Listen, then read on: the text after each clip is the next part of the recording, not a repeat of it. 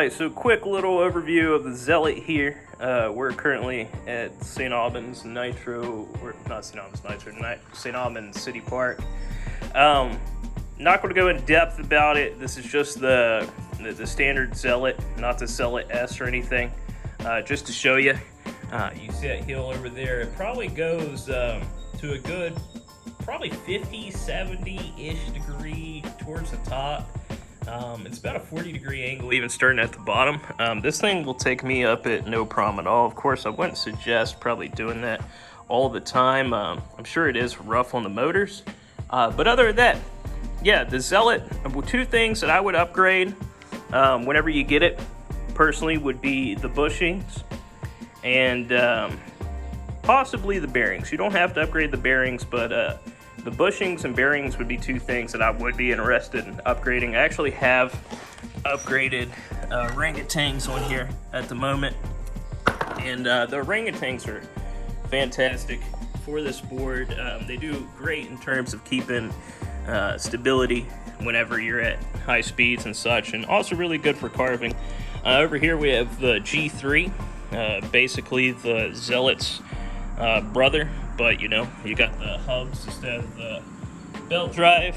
The biggest difference between the two, and it's not really much, but there is a little bit of a torque difference. Now that really just comes down to if you're a heavier person like myself, where I weigh right at the weight limit for these boards at 240 pounds. That guy will not get me up the hill there all the way. That guy will. Now, do keep in mind, if you're not a big fella like myself, that is more than okay with you, because even though, like I said, the Zealot will pull me up that hill and the G3 won't, the G3 will pull my buddy up who owns this quicker than the Zealot will me. And that's just because, you know, the weight difference and such. In terms of riding, not a huge difference, especially since my Zealot has a G3 deck on it. I will say the original Zealot deck, there's a lot of weird stuff on the website that says that they're not the same deck and such, or they are the same deck, but trust me, they're not the same deck. The original Zealot deck, the battery would touch the ground every single time I'd get on it, and then, you know, the G3 deck that they sent me, free of charge, by the way, it's fine. You know, there's still a lot of flex to it, but I'm not scraping the battery nearly as much and stuff as you can see. There is still some scrapes and such from before, and I still do scrape it now because I ride it rough. But yeah, other than that, fantastic board, 10 out of 10, would recommend. You got the Hobby Wing ESC, the Hobby Wing motors, that's on both of them. They're both using Sun Power cell batteries, not the best or most well-known battery, but I'll tell you, for how many miles we put on them, I'm at 135. Landon, who owns the G3, is what, well over 200 now? Well over 200, and they're both going strong. One thing to also take in consideration, this might be the weight difference, or it also has to do with, you know, resistance and such. The G3 it does have a little bit more distance, it seems, but again, that could be because of its weight difference, but also it could be because of the hubs. And them, like I said, they don't update their site that much. Now, do keep in mind, as of now, the G3 is $50 cheaper than the Zealot. And honestly, if you're a skinnier fella, sub $200 or sub 200 pounds, and you're not trying to climb mountains like we do living in West Virginia, the G3 is definitely the way to go. Now, if you do require the torque, if you're a little bigger guy, you're riding around with lighter fellas, get the Zealot. It's going to keep you up with them just fine. Other than that, you know, the remote, just a second, I'll pull that over.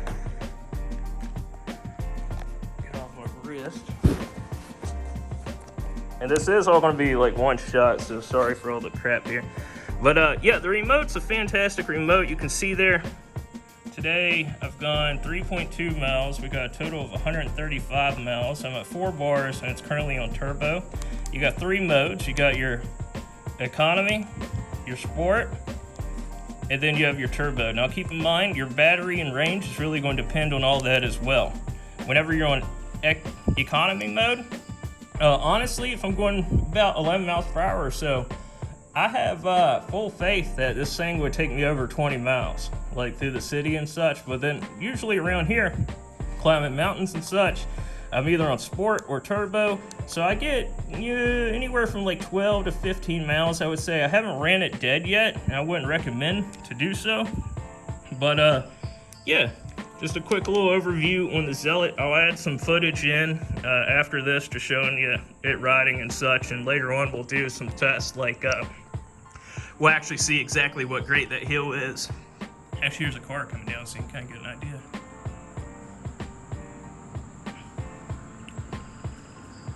But we'll get exactly what grade and such the hill is, and we'll do a hill test, weight test, and such on both of these in the short future. So stay tuned.